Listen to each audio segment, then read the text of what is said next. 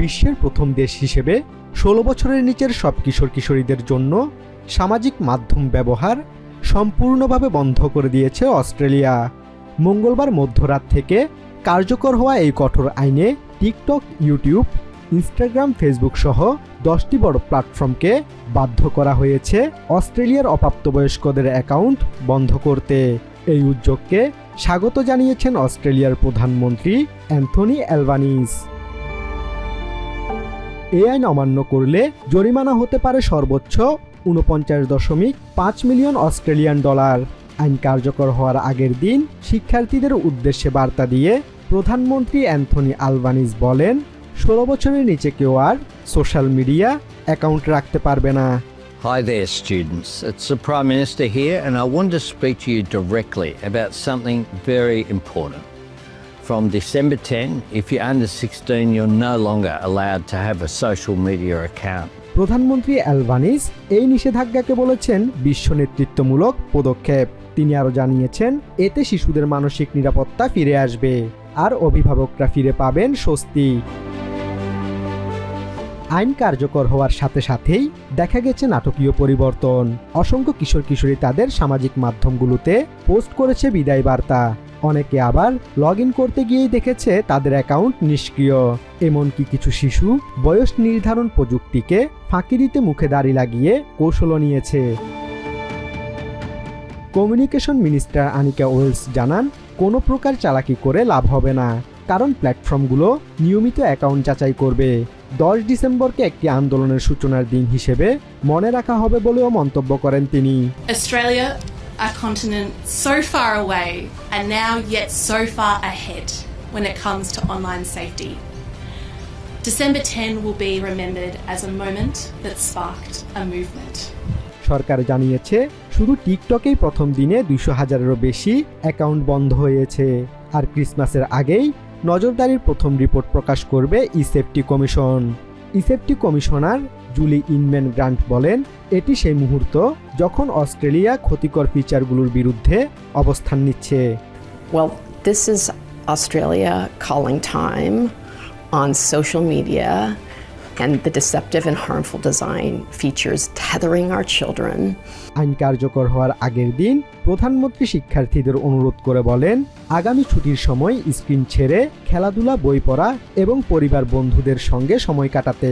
Make the most of the school holidays coming up, rather than spending it scrolling on your phone. Start a new sport, learn a new instrument, or read that book that's been sitting there on your shelf for some time. আইনটি উদযাপন করতে Sydney Harbour bridge আলোকিত হয় সবুজ সোনালী আলোয়, let's them B kids বার্তায়। তবে কিশোর কিশোরীদের মধ্যে দেখা গেছে মিশ্র প্রতিক্রিয়া। অনেকেই যোগাযোগের নতুন উপায় খুঁজছে, আবার অনেকে ভয় পাচ্ছে বন্ধুদের সঙ্গে সংযোগ বিচ্ছিন্ন হবার। It's just kind of like pointless. Like it's just like we're just going to create like new ways to get on these platforms. Everyone seems to be freaking out and giving their phone numbers out since we don't have that motive. সিডনির অভিভাবকদের মধ্যেও ছিল মতবিরোধ। কেউ বলছেন পুরোপুরি নিষেধাজ্ঞা কার্যকর হবে না। So I don't think it's going to achieve what it's set out to achieve. আবার অন্যরা মনে করেন অস্ট্রেলিয়া সফল হলে সারা বিশ্ব সেই পথ অনুসরণ করবে। I think if it's successful in Australia, which I think it probably will be, the rest of the world will probably follow. একদিকে শিশুদের সুরক্ষা, অন্যদিকে ডিজিটাল স্বাধীনতা। এই দ্বন্দ্বের মধ্যেই অস্ট্রেলিয়ার যুগান্তরকারী এই সিদ্ধান্ত গোটা বিশ্বের নজর কেড়েছে। সরকার বলছে এটি কঠিন তবু প্রয়োজনীয়। আর প্রযুক্তি জায়ান্টদের উদ্দেশ্যে তাদের স্পষ্ট বার্তা হলো, দায়িত্ব তাদের নিতেই হবে। ফ্রান্সের প্রধানমন্ত্রী সেবাস্টিয়ান লেকর্নু অল্পের জন্য বিশাল এক পরীক্ষায় ফেল করার হাত থেকে বেঁচে গেছেন। অনেক চড়াই উতরাই পেরিয়ে অবশেষে মঙ্গলবার দেশটির বিভক্ত পার্লামেন্ট 2026 সালের বাজেটের পক্ষে ভোট দিয়েছে। ন্যাশনাল অ্যাসেম্বলিতে সামাজিক নিরাপত্তা বাজেটের জন্য সংখ্যাগরিষ্ঠতা অর্জনে যদি লেকর্নু ব্যর্থ হতেন, তবে বছরের শেষে মূল বাজেটের ওপর ভোটাভুটির আগে তার অবস্থান মারাত্মক দুর্বল হয়ে যেত। শেষ পর্যন্ত 247-234 ভোটে বিলটি পাশ হয়। এখন এটি ভোটাভুটির জন্য সেনেটে যাবে এবং এরপর ন্যাশনাল অ্যাসেম্বলিতে চূড়ান্ত ঘোষণার জন্য ফিরে আসবে।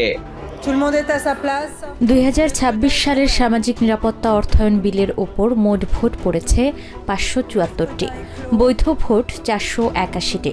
সংখ্যাগরিষ্ঠতার জন্য প্রয়োজন ছিল 241 ভোট। পক্ষে পড়েছে 247, বিপক্ষে 234। ন্যাশনাল অ্যাসেম্বলি বিলটি অনুমোদন করেছে। তবে বিলটি পাশের পরও ডানপন্থী দল ন্যাশনাল র্যালির আইন প্রণেতা ক্রিস্টোফ বেঞ্চ দাবি করেন এই বিলটি অন্যায্য। আপনাদের সামাজিক নিরাপত্তা অর্থায়ন বিল সামাজিকভাবে অন্যায্য এবং অর্থনৈতিকভাবে ক্ষতিকর। বিলটি আমাদের কাছে সম্পূর্ণ অগ্রহণযোগ্য, আর ভোট থেকে বিরত থাকা মানে কার্যত পক্ষে ভোট দেওয়া। তাই আমরা স্পষ্টভাবে এর বিরুদ্ধে ভোট দিয়েছি। অন্যদিকে টুগেদার ফর দ্য রিপাবলিকের আইন প্রণেতা পিয়ের কাশডাফ বলেন, এই বিলটিকে ন্যায্য মনে না করলেও দেশের মানুষের কথা ভেবে তারা এর পক্ষে ভোট দিয়েছেন। অসম্পূর্ণ হলেও আমরা এই প্রস্তাবের পক্ষে ভোট দিতে সম্মত হয়েছি। আমরা ফ্রান্সের জনগণকে বলতে চাই, এই বিলটি আমাদের লেখা নয়, তবে এটি অচলাবস্থা এড়াতে সহায়তা করবে। এটি আপনাদের অধিকার রক্ষা করবে এবং জাতীয় সংহতি নিশ্চিত করবে। এই বিল পাশের মধ্য দিয়ে স্বাস্থ্যসেবা, পেনশন ও কল্যাণ খাতে অর্থায়ন অনেকটা নিশ্চিত হলেও প্রায় 20 বিলিয়ন ইউরোর ঘাটতি থেকে গেছে। সামাজিক নিরাপত্তার পেছনে ফ্রান্সের মোট বাজেটের 40% অর্থ বরাদ্দ থাকে। তফসিল ঘোষণার মধ্য দিয়ে নির্বাচনী ট্রেনের যাত্রা শুরু হবে। এখন সবার নজর ইসির দিকে। বুধবার বিকেলে সিইসি এএমএম নাসিরউদ্দিনের ভাষণ রেকর্ডের পর তার কক্ষে কমিশনারদের সঙ্গে বৈঠক অনুষ্ঠিত হয়। বৈঠক শেষে সাংবাদিকদের ইসি সচিব আক্তার আহমেদ জানান, বৃহস্পতিবার সন্ধ্যা 6টায় বিটিভি ও বেতারে সিইসির রেকর্ড করা ভাষণ প্রচারের মাধ্যমে আনুষ্ঠানিকভাবে তফসিল ঘোষণা করা হবে। আদালতের রায়ের প্রসঙ্গে সচিব বলেন, তারা এখনও আদালতের রায় পাননি। আপাতত কমিশনের গেজেটেড 300 আসনেই তফসিল ঘোষণা করা হবে। আদালতের রায় পেলে পরবর্তী সিদ্ধান্ত জানানো হবে। এদিকে বাগেরহাটের সংসদীয় আসন 4টি থেকে কমিয়ে 3টি করে নির্বাচন কমিশন যে গেজেট জারি করেছিল তা অবৈধ ঘোষণা করেছে সুপ্রিম কোর্টের আপিল বিভাগ। তবে আদালতের ওই রায় তফসিলে খুব বেশি প্রভাব ফেলবে না বলে মনে করছেন নির্বাচন কমিশনার রহমানেল মাসুদ। এর আগে দুপুরে ত্রয়োদশ জাতীয় সংসদ নির্বাচন ও গণভোটের তারিখ নির্ধারণে রাষ্ট্রপতি মোহাম্মদ শাহাবুদ্দিনের সঙ্গে সাক্ষাৎ করেন এএমএম নাসিরউদ্দিনের নেতৃত্বাধীন নির্বাচন কমিশন। বৈঠকে সিইসির পক্ষ থেকে ভোটার তালিকার সংযোজন, রাজনৈতিক দলের নিবন্ধন এবং সংসদ নির্বাচনের দিনই গণভোট নিয়ে রাষ্ট্রপতিকে অবহিত করা হয়েছে। এছাড়া বৈঠকে ভোট গ্রহণের সময় বাড়ানো, ইসির সার্বিক বিষয়, প্রবাসী ভোটারদের বিষয়টি সিইসি জানিয়েছেন বলেও উল্লেখ করেন ইসি সচিব। সংসদ নির্বাচনে মনোনয়নপত্র সংগ্রহ ও জমার শেষ দিন, বাছাই, প্রার্থিতা প্রত্যাহারের শেষ সময় ও ভোটের তারিখ নির্ধারণ করা হবে তফসিলে। আর গণভোটের জন্য শুধু ভোটের তারিখটি উল্লেখ করা হবে। কৃষি সহায়তা দিতে বিলম্ব হওয়া এবং উৎপাদন খরচ বেড়ে যাওয়ার প্রতিবাদে গ্রিসে অভিনব এক প্রতিবাদ কর্মসূচি পালন করেছে দেশটির কৃষকরা। বুধবার ভোলোস শহরের বন্দর তাদের এই প্রতিবাদ কর্মসূচির কারণে কার্যত অচল হয়ে পড়ে। ভোলোস ছাড়াও এদিন গ্রিসের বড় বড় শহরগুলোতে বিক্ষোভ করেছে কৃষকরা। টমাস দামাতসাস নামে স্থানীয় কৃষক জানান, তারা তাদের সন্তানদের ভবিষ্যৎ নিশ্চিতে ন্যায় বিচার পেতে বাধ্য হয়ে রাজপথে নেমেছেন। আজ আমাদের সন্তানদের জন্য ন্যায় বিচারের আশায় আছি। আমরা নিজেরা জীবনের শেষ প্রান্তে পৌঁছেছি, কিন্তু সন্তানদের জন্য ন্যায় চাই, যেন সবাই আবার গ্রামে ফিরে আসার সুযোগ পায়, কারণ আমরা সেখানে একা পড়ে আছি। কৃষকরা গত কয়েকদিন ধরে হাজার হাজার ট্রাক্টর ও ট্রাক নিয়ে বিভিন্ন সড়ক ও বন্দরের প্রবেশপথ অবরোধ করে রেখেছেন। এতে দেশটির প্রধান মহাসড়কের বিভিন্ন সংযোগস্থলে যান চলাচল ব্যাহত হয়। এমনকি কোথাও কোথাও সীমান্তবর্তী বিভিন্ন সড়কেও যান চলাচল সাময়িক বন্ধ হয়ে যাওয়ার ঘটনা ঘটে। ইউরোপিয়ান ইউনিয়নের পক্ষ থেকে $698.58 মিলিয়ন পাওয়ার ক্ষেত্রে দেরি হওয়ায় এমন বিক্ষোভ কর্মসূচি শুরু করেছেন কৃষকরা। মূলত দুর্নীতির একটি অভিযোগের তদন্তের কারণেই কৃষকদের বিশাল অঙ্কের এই সহায়তা দিতে দেরি হচ্ছে। ওই অভিযোগ অনুযায়ী কিছু কৃষক সরকারি কর্মচারীদের সহযোগিতায় ভুয়া জমির মালিকানা দেখিয়ে অর্থ আত্মসাৎ করেছেন। একই সময় শিপ পক্সের প্রাদুর্ভাব দেখা দিয়েছে, যার ফলে কৃষকদের হাজার হাজার ভেড়া ও ছাগল মেরে ফেলতে বাধ্য হতে হয়েছে। ফলে একদিকে সময় মতো সহায়তা না পেয়ে ক্ষতিগ্রস্ত হচ্ছেন, অন্যদিকে পশু সম্পদের ধসের কারণে আরো বড় সংকটে পড়েছেন কৃষকরা। এবছর পরিস্থিতি বিশেষভাবে কঠিন। খামারগুলোতে পশু নেই, আমরা কোনো পারিশ্রমিক পাইনি, মানুষ কোনো সহায়তাও দেখেনি। যে সামান্য অর্থ দেওয়া হয়েছে তা খুবই কম। এগুলো বড় সমস্যা, তবুও আমাদের কোনোভাবে বেঁচে থাকতে হবে। এদিন ট্র্যাক্টর এনে দাঁড় করিয়ে রেখে বন্দর অবরোধ করার পাশাপাশি সাগরেও নৌকা নিয়ে অবস্থান নিয়েছেন কৃষকেরা। পরিস্থিতি নিয়ন্ত্রণে পর্যাপ্ত সংখ্যক পুলিশ মোতায়েন রাখা হয়। তবে কৃষকদের শান্তিপূর্ণ এই প্রতিবাদ কর্মসূচিতে অনাকাঙ্ক্ষিত কোনো ঘটনা ঘটেনি। ইন্দোনেশিয়ায় ভয়াবহ ভূমিধস বন্ধ করে দিয়েছে আছে প্রদেশের পার্বত্য এলাকার মূল সড়কগুলো। ফলে ত্রাণ সহায়তা পৌঁছাতে দেরি হচ্ছে বলে উদ্বেগ প্রকাশ করছেন স্থানীয় বাসিন্দারা। গত সপ্তাহের প্রাণঘাতী বন্যার পর থেকে পরিস্থিতি আরও কঠিন হয়ে উঠেছে। সুমাত্রার এই দুর্গম অঞ্চলের মানুষদের এখন ঘন্টার পর ঘন্টা পায়ে হেঁটে যেতে হচ্ছে খাদ্য ও জ্বালানির মতো প্রয়োজনীয় সামগ্রী সংগ্রহ করতে। কাদা ও ঠান্ডা আবহাওয়ায় পাড়ি দিতে হচ্ছে বিপজ্জনক পথ। স্থানীয় বাসিন্দা রিচকা আশা বলেন, খাদ্য সামগ্রী আনতে তাকে 1.5 ফুট কাদা পেরোতে হয়েছে। এখন পর্যন্ত ত্রাণ ও উদ্ধার সরঞ্জাম সরবরাহে কোনো পরিবর্তন আসেনি। মানুষজন লহক সেমাওয়েতে ছুটে যাচ্ছে সরবরাহ নিতে। প্রায় 5 ঘন্টা ধরে দুর্গম পাহাড়ি পথ পাড়ি দিয়ে যাওয়া আসা করতে হচ্ছে। চাল, তেল আর ডিম আনতে আমাকে কাদার ভেতর দিয়ে দীর্ঘ পথ হাঁটতে হয়েছে, কারণ তাকেঙ্গন ও বেনের মেরাইয়াহতে সব জিনিস পাওয়া যাচ্ছে না। স্থানীয় আরেক বাসিন্দা আহমাদি জানান, রাস্তা বন্ধ থাকায় প্রায় 150,000 মানুষ খাদ্য আর জ্বালানির খোঁজে ঘুরছে।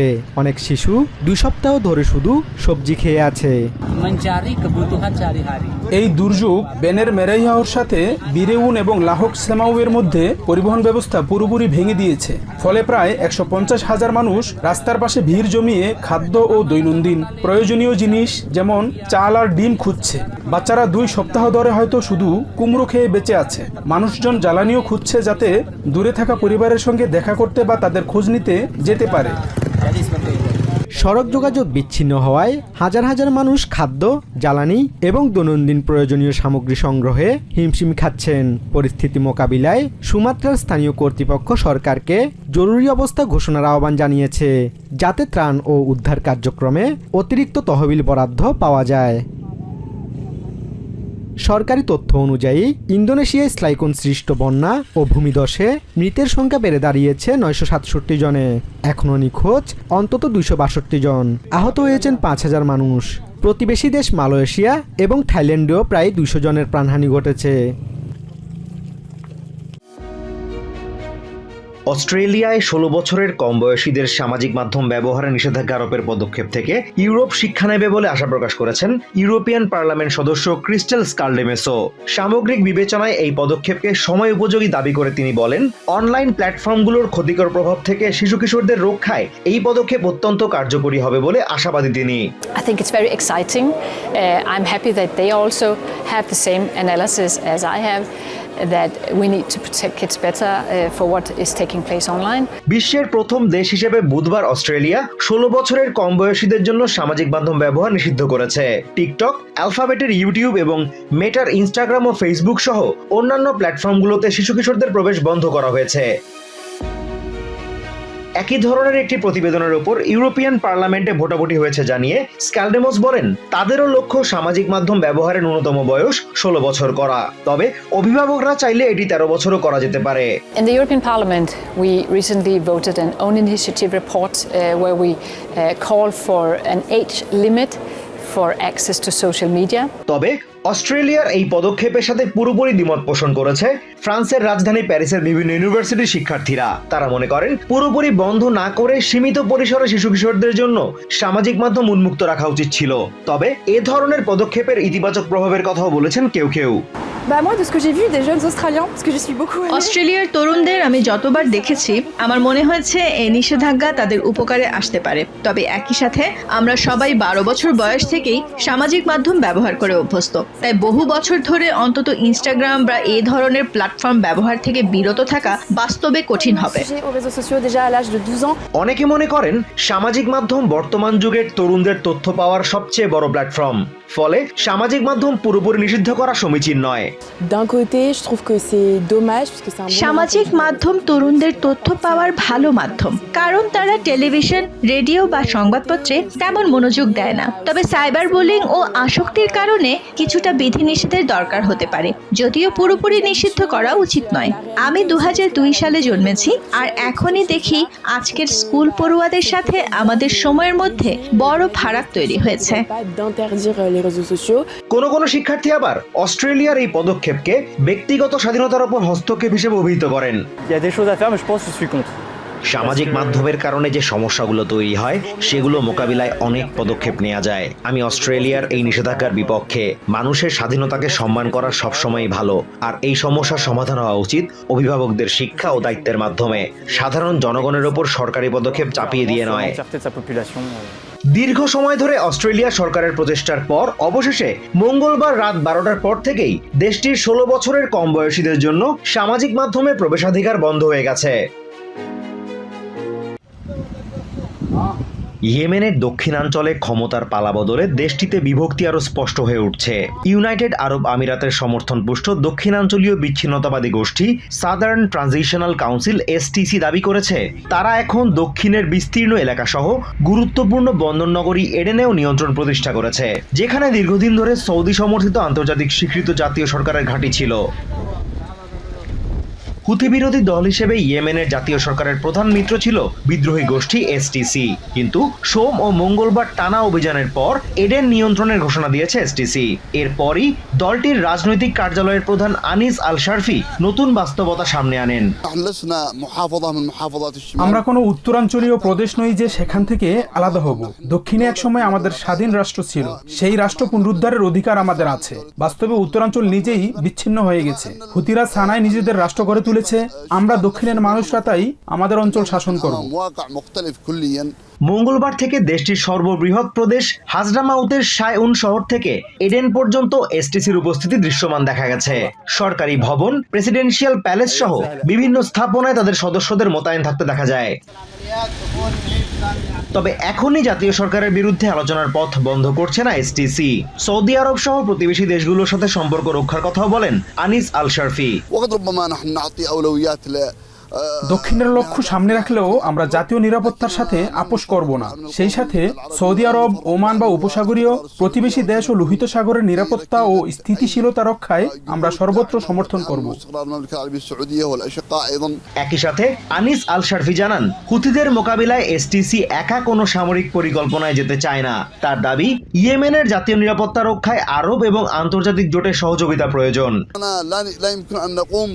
হুথিদের বিরুদ্ধে আমাদের একা লড়াই করা সম্ভব নয়। একটি আরব এবং আন্তর্জাতিক জোট থাকতে হবে এবং সেক্ষেত্রে আমরা সামনের সারিতেই থাকব। সবচেয়ে বড় কথা হলো উত্তরবাসীদের নিজেদের ভূমি মুক্ত করার ইচ্ছা থাকতে হবে, আর সেই লড়াইয়ে আমরা তাদের পাশে থাকব। এদিকে এসটিসির এমন অবস্থান হুথি বিদ্রোহীদের রাজনৈতিক স্বার্থকেই শক্তিশালী করবে বলে সতর্ক করেছেন ইয়েমেনের আন্তর্জাতিক স্বীকৃত সরকারের প্রেসিডেন্সিয়াল লিডার কাউন্সিলের সুরা সদস্য লুৎফি ফুয়াদ নোয়ামান। তিনি বলেন, এসটিসির আত্মনিয়ন্ত্রণ ও 1990 পূর্ব অবস্থায় ফেরার দাবি আঞ্চলিক ও আন্তর্জাতিক সমর্থন পাবে না। এটি তাদের প্রেসিডেন্সিয়াল লিডারশিপ কাউন্সিল থেকে সরে যাওয়ার ইঙ্গিত। হুতিদের অবস্থানকে কাজে লাগিয়ে তারা এখন জাতীয় ঐক্যের বিষয়ে একপাক্ষিক স্বার্থ উদ্ধারে চাপ দিচ্ছে। এসটিসির এমন অবস্থান আঞ্চলিক কিংবা আন্তর্জাতিক সমর্থন পাবে না।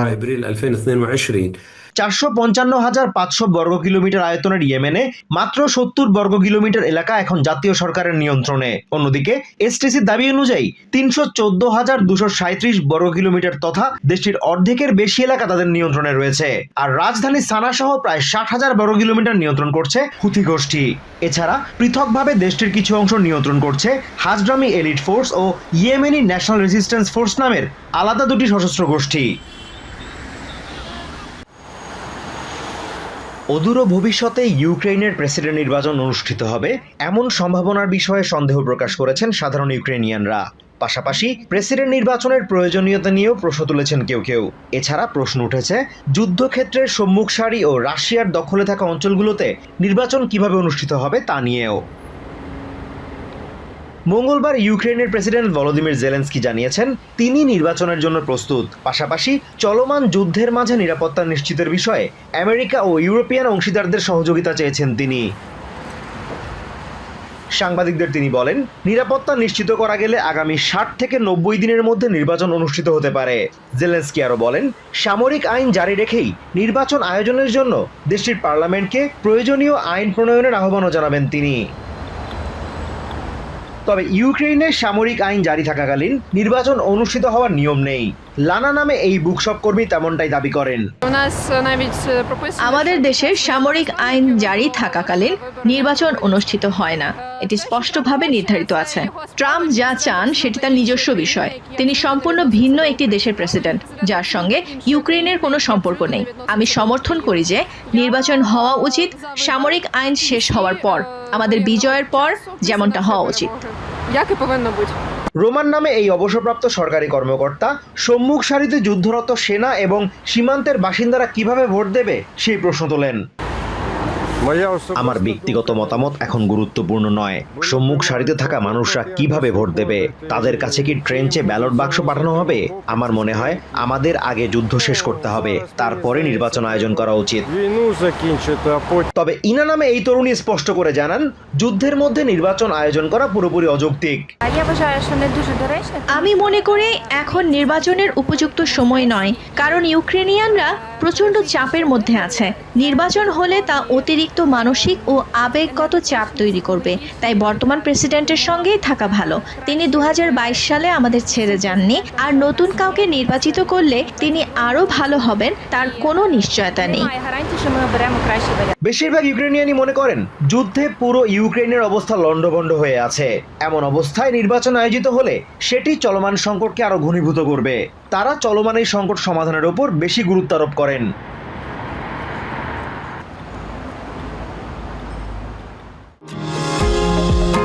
নিউ ইয়র্ক থেকে সম্প্রচারিত TVN 24 টেলিভিশন বিশ্বজুড়ে বাঙালির কণ্ঠস্বর।